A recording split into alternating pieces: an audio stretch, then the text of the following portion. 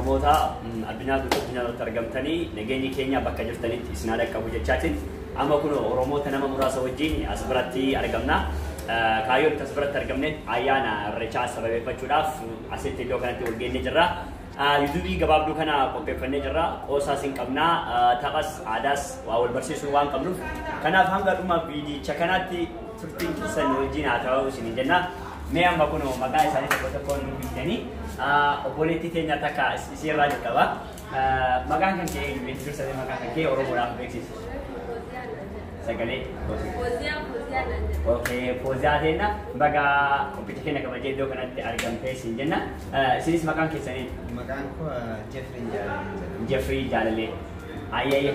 Isinoo? Fatiyaa Tafooti. Kun akkuma agartan maqaan isaanii isiniif himanii jiranii.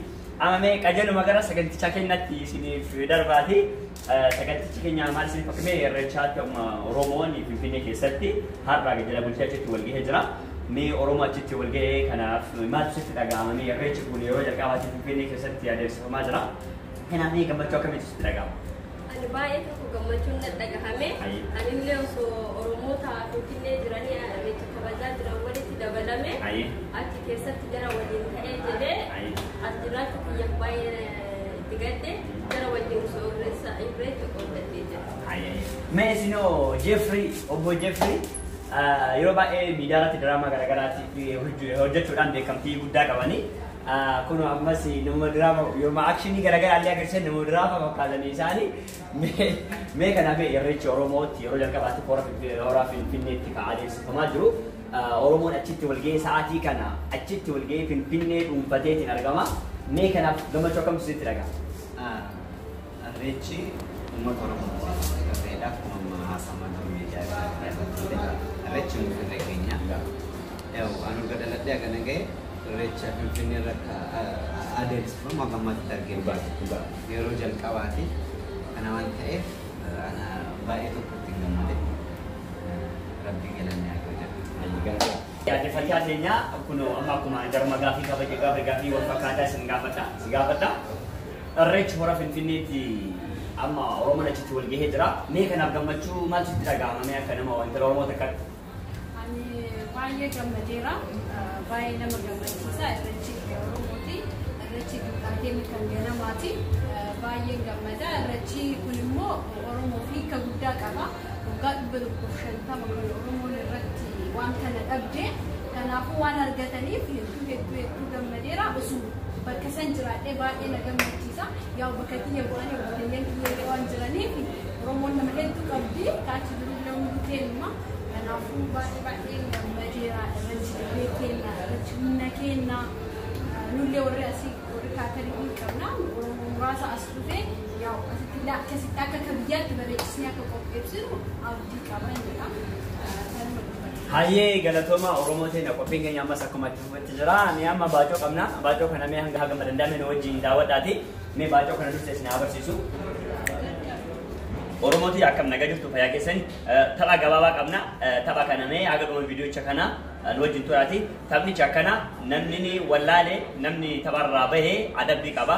Adabbichi isaas aayilaandiidhaan yookiin kunoo ishee laastikiitti agartan tanaan mataa keessa rukutama. Kuno taphacha isin barsiisaa isin wajjin tura. Jecha tokko hin jedhaani.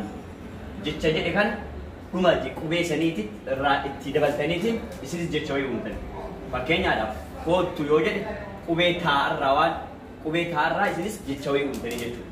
Isiniif galee hundi keessanuu kun qajeelumaan gara taphicha kennaatti eegalla. Sirraa eegalame. Jeffrey sirraa eegala. Kadiroo.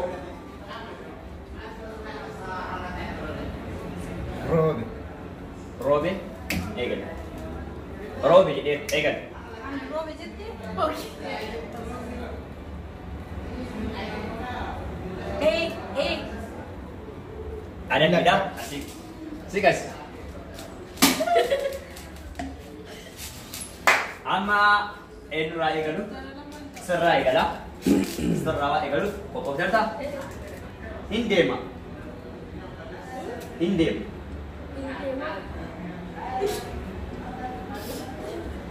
Sekian dia buka. hin arganne hin deema ka jedhu jechi dhumarratti hin dheedaa miti kanaaf adabbiidha qajeelu maqruma adabbiitiin dhufa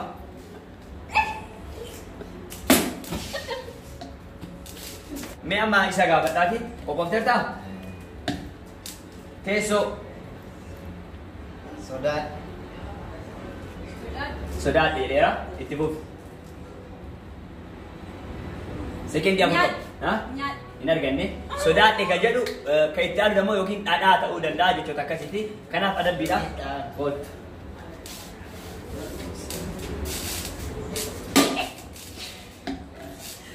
sarraa waan eegalaa jiruuf akkuma isinitti hime kana Fatiha